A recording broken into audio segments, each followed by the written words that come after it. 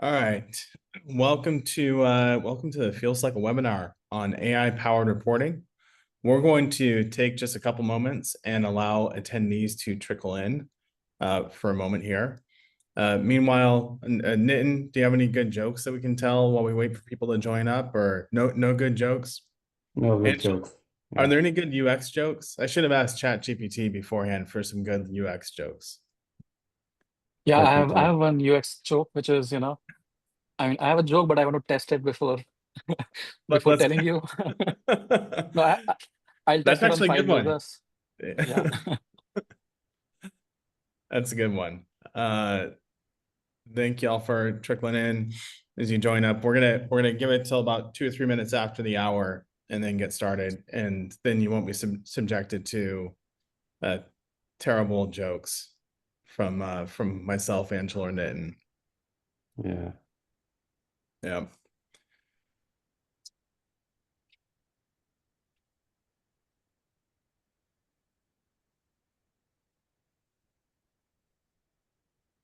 Okay, I have one from ChatGPT. Okay, please.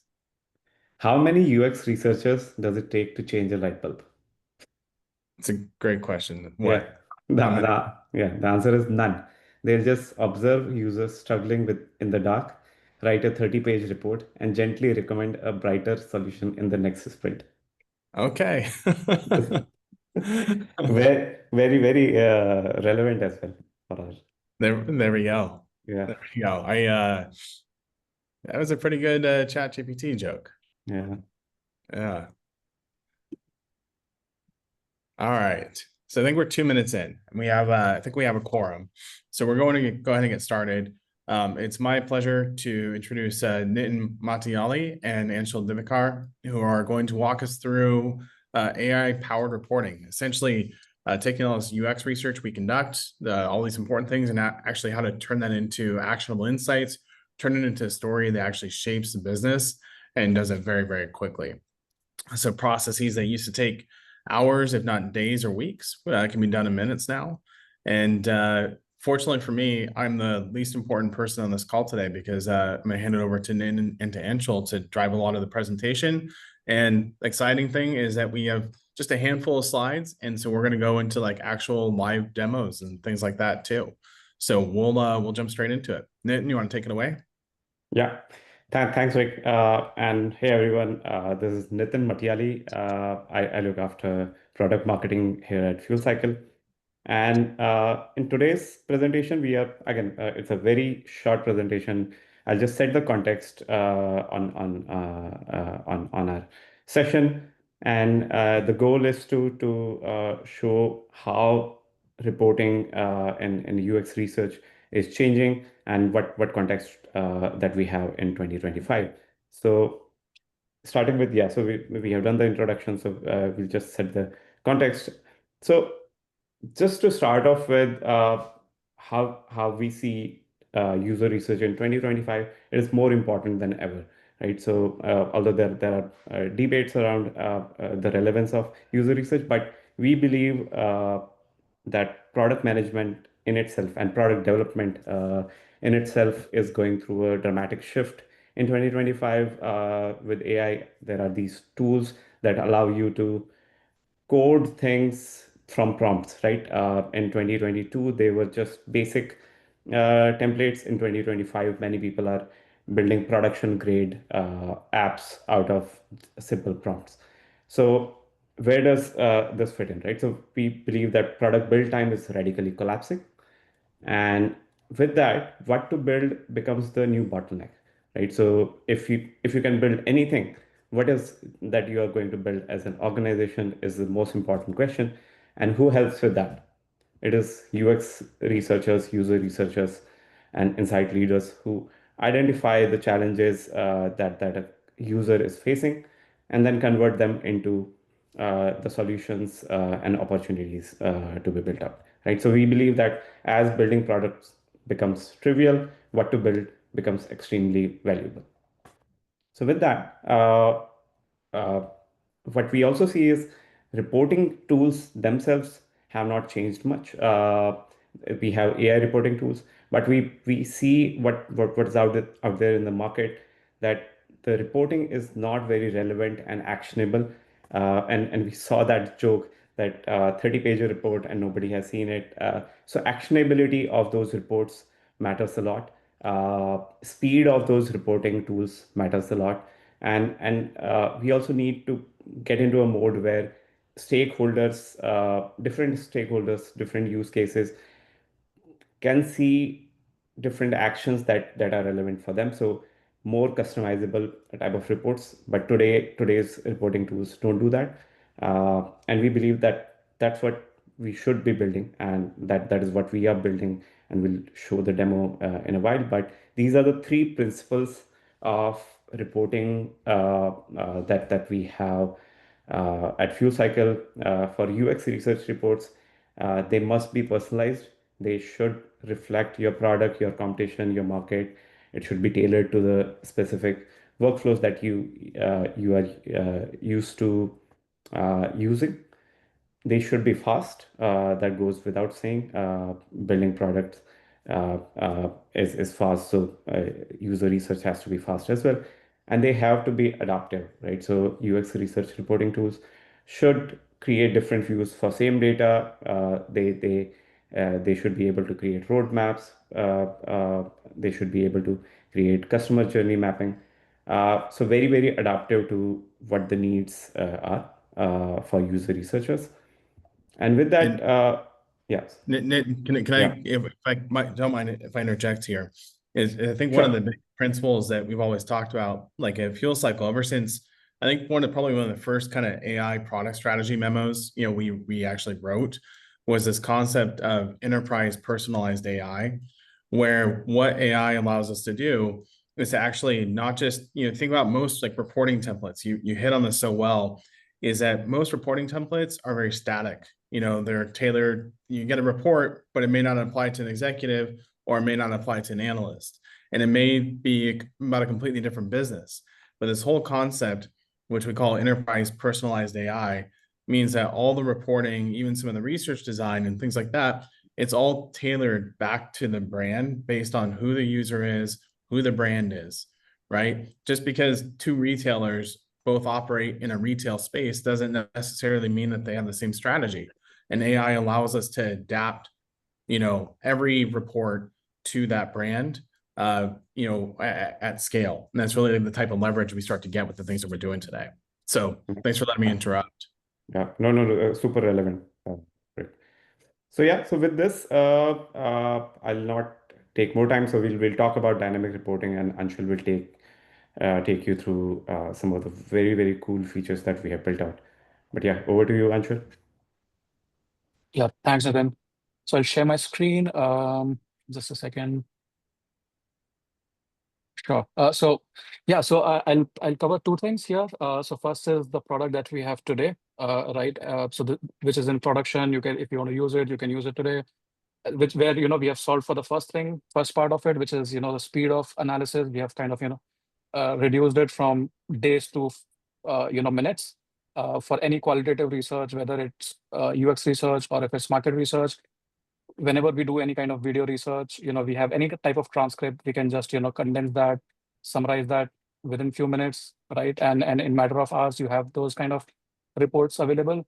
So that's the first part, which is fast. But we are still solving in our next launch around the problem of how do you personalize the reports according to your business requirements, right? So the first part I'll show, which is already live, which solves for the speed. So this is our current version of FCUX, and it's meant for all qual purposes, where you can just feed any video data, or you can use FCUX to conduct moderated research, right? And once you have collected enough data points, right? Like let's say you have in this example we have 20 participants who have their recordings if collected through unmoderated research, right? And a lot of times, at least stakeholders or product managers don't have time to go through each of those recordings, right? While researchers like to deep dive and find insights, there's also a flexibility to just look at quick summaries where AI has already synthesized everything for you, right? So first, let's look at the raw recordings and see how how do we do analysis here, right? So this is one of the videos from the research where you get you get a participant who's looking at who's taking the test, right? And then there are tasks around any prototype testing or concept testing, or you can test live website or app. So this is where you see a participant speaking out loud and also giving feedback on some of these tests, right? Just share the volume. Yeah. Yeah. And everything that's being said in this recording has been transcribed. And if it's any different language other than English, we can just convert this to English, right? So that is like a quick transcript, but you know, even if you don't want to go through the entire session, like this is a smaller one, but you know, it could be an hour-long session. If you want to look at a quick summary, you can just go through these AI insights, which are done at first of all session level, and also you'll find a broader summary at the study level as well. So AI insights are kind of bucketed into two parts: delight points, pain points, and you can see the insight, and you can see what is the evidence for that insight, right? So those clips directly take you to those relevant section where you can see why this insight holds, what did the participants say when they said anything, right? So those are the some of the reporting features which are already live, and then yeah, there are some non-AI features, of course, which you can use, like taking clips.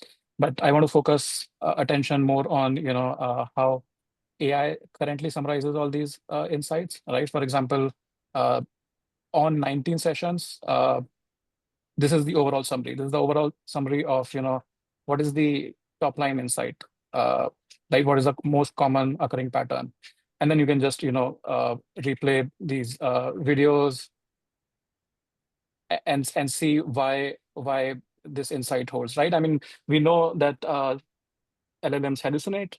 They can make up anything. So you have to ground those LLMs in the facts.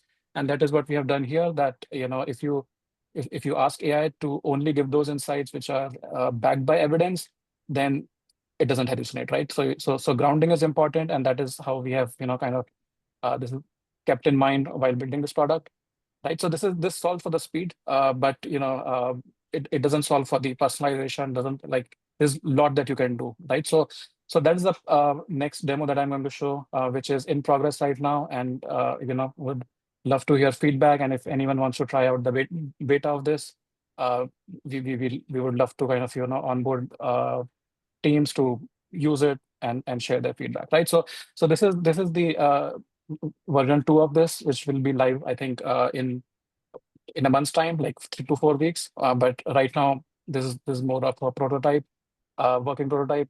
And in this example, I've uploaded a transcript of, like, multiple transcript of a study which was done on a skincare routine study.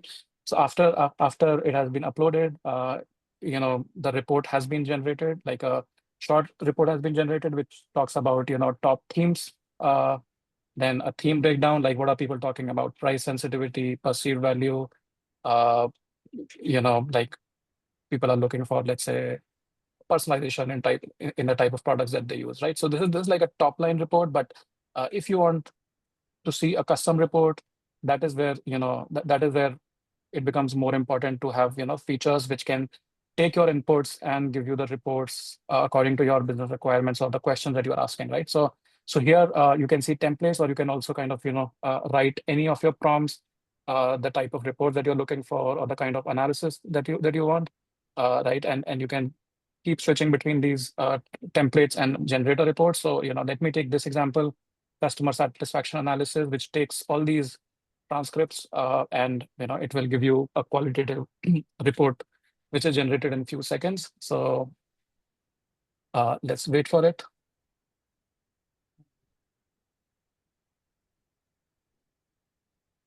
And it also gives you quotation library, where you can see what users are saying specifically, with a breakdown of themes. So here, we have report synthesized according to your prompt, like the prompt that you've given. And if you compare it to ChatGPT, where you can upload all these transcripts and give the prompt, it gives you a textual report for sure. It can give you evidences as well. But I think that's like not even half work done, because you have like a lot of work to do. You have to build charts, you have to make tables, you have to find quotations. So there's a lot of work to be done after you get the output that you get from ChatGPT, right? So the way we have designed it is keeping in mind that how usual reports look like, and this is just like one prototype, but we want to kind of make it better with everyone's feedback. So here, this is what we have right now. Is it gives you top key insights, and it tells you like who are the user personas, and what does the sentiment heat map look like according to different themes. For example, here I see product quality has more positive sentiments as compared to pricing, which has mostly negative sentiments. It also generates some kind of next steps on what you can, like suggestive recommendations. Then what are the themes which are evolving, right? So because if you have a repository, if you have past research stored in the same system, you know how same themes are repeating over time, right? Month on month, you can measure how those themes have been trending in terms of sentiments or in terms of mentions, all of that, right? So this is how we have told the system to kind of generate key insights, themes, sentiments. So it's doing all of that. If we tell it to do something else, it will just adapt accordingly, right? And then why user switch? Then it's telling you by competitor what was the reason of leaving, reason for choosing, and some quotations as well. Because again, grounding of AI is important, and if we tell the AI to only give the supporting evidences and only those insights, then it grounds really well and it doesn't hallucinate, right? Hey, Uh, and Angela, yeah, I think it's a great time to call out that the report itself is adapting to like the business question we had, because you had the option for like, like the custom, kind of custom report. The report is completely adapting to what the business question is, right? And what you're trying to solve for. And so if we'd gone back and we were running a different type of analysis, we're going to have a different output that essentially shows, that adapts to the adapts to the business question rather than having just one kind of static template overall, right? yeah. Yep. Keep going. Sure. Yeah. And you get, customer journey as well. Like, what are the product touch points and what are the pain points, delight points in that product journey. Then you can get kind of pain points sorted by mentions, sorted by sentiments. These are kind of just examples. We can do multiple things from these from the type of reports that we can build, right? And there are quotations and also tagged by persona, like categorized by persona, and there's a visual summary here as well. And what we are trying to show here is that it is all possible with just a prompt, uh, as compared to what, like how most people use AI today is through ChatGPT. You get just text output, but like every component of a report which we typically see in and by any researcher can be like the operations of it, the logistics side of creating those charts. That is what we are trying to solve, right? So that you just have to kind of prompt really well, and then the product takes care of it, right? So I mean, these are the some of the features that we are building. These are the components of the reports. You can even export the PDF, and we are also kind of trying to build export PPT in different formats. You can see quotation libraries, quote library. You can just segregate them with different kind of different sentiments, different themes. So all of that is what we are currently working on. And yeah, we're looking for partners who can just build it with us, and try to who can use it when we launch it after 3 weeks. Yeah. Actually, if I may interrupt on the code library, if you Yeah. can go back again. Right. So this is just wanted to highlight that this is a great feature, given that quotes are essentially what stakeholders mostly care about, right? What are people saying exactly? And this is a great way to filter out quotes, find out what are positive, what are negatives, and pick those quotes that resonate with the stakeholders the most, right? So traditionally, this has taken hours of work for a researcher to go through the transcripts and highlight and figure out what quotes are relevant. But Here, it is just giving a great layout for all the codes that can be used. Yeah. Yeah. And in this example, these are just textual codes, but we have already built something which has videos along with the codes. So that is like obviously that's going to come as well here once we launch. Yeah. And there was a great question in the chat that I will call out as well. Is that yeah, we have a question from Chris who asked about being able to analyze like across different customer segments.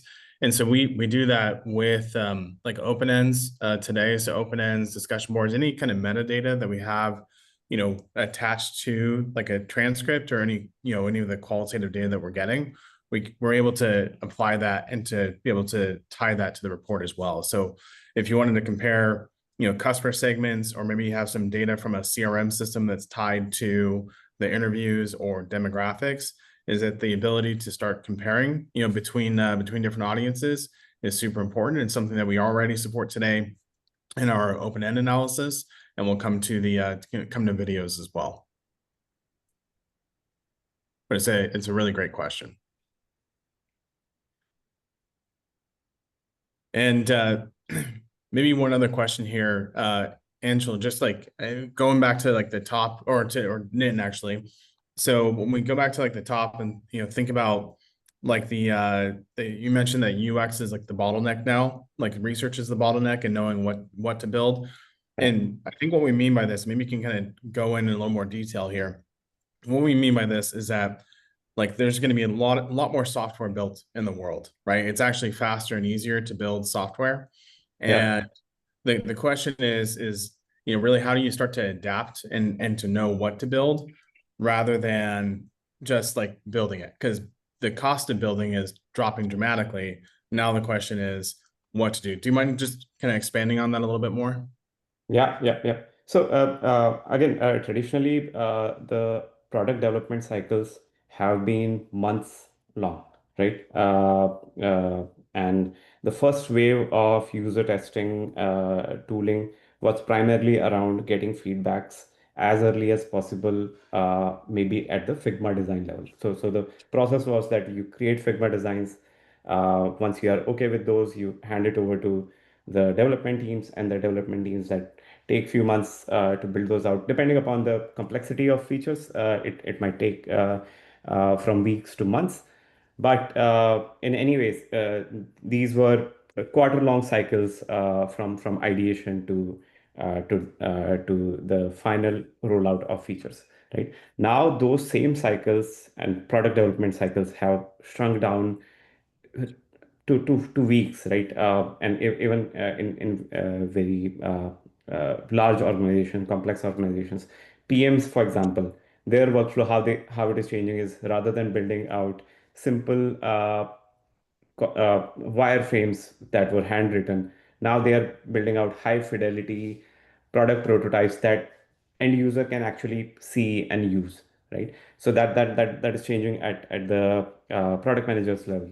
At designers level, they are also being asked to test out very high fidelity products. So what I'm coming to is, given that everything can be done in such short time spans, there is you can build anything under the sun, right? And what to build becomes the bottleneck for organizations that want to win in a competitive market.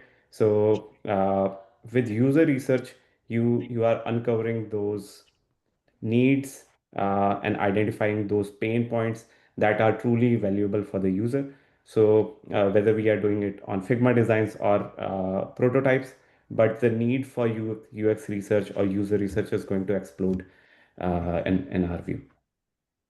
Yeah. Super helpful. It's like the need for research increases because the volume of software is going to explode for sure. Yeah.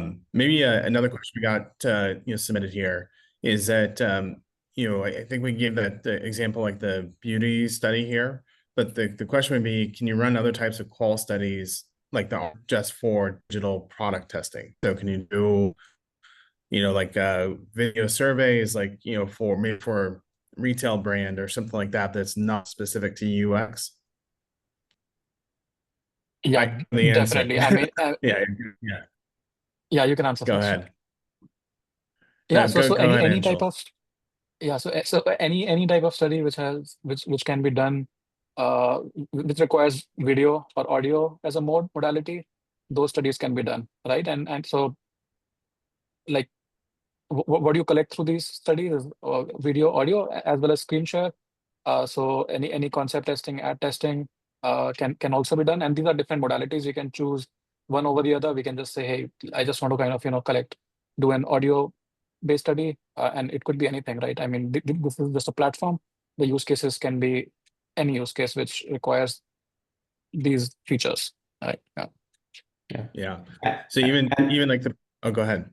yeah, just apart from the modalities, the asynchronous nature of the research that our product allows you to do is essentially a benefit for shrinking down the time again for research. For example, where you had to do moderated research for connecting with anyone to give feedback. Given that we are doing a lot of asynchronous research with our tooling, you can expand upon the scale of research that you can do in a very limited time. Yeah. I was just on a call with another partner of ours who had questions about being able to do research like in a retail environment.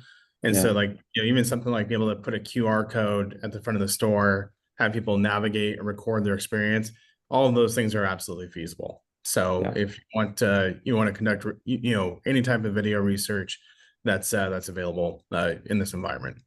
It's just really nice that you have a prototype like a Figma prototype or a live website, or you want to do competitive analysis on a kind of competitors shopping journey, or get feedback on a healthcare portal. Is that all the tooling that enables that to happen, whether it's on mobile or on desktop, all of that's available for UX researchers as well.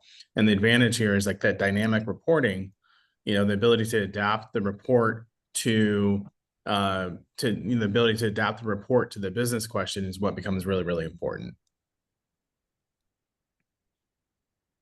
Cool. Let me check and see if we have any other additional questions. I think we're mostly through those questions. Any closing thoughts, Nitin and Anshul? Oh, I have one. So people want to beta test this new reporting functionality, right? So we're kind of 3-4 weeks away from releasing this into production. But if they want to be part of a beta test or to utilize any of this, what should they do?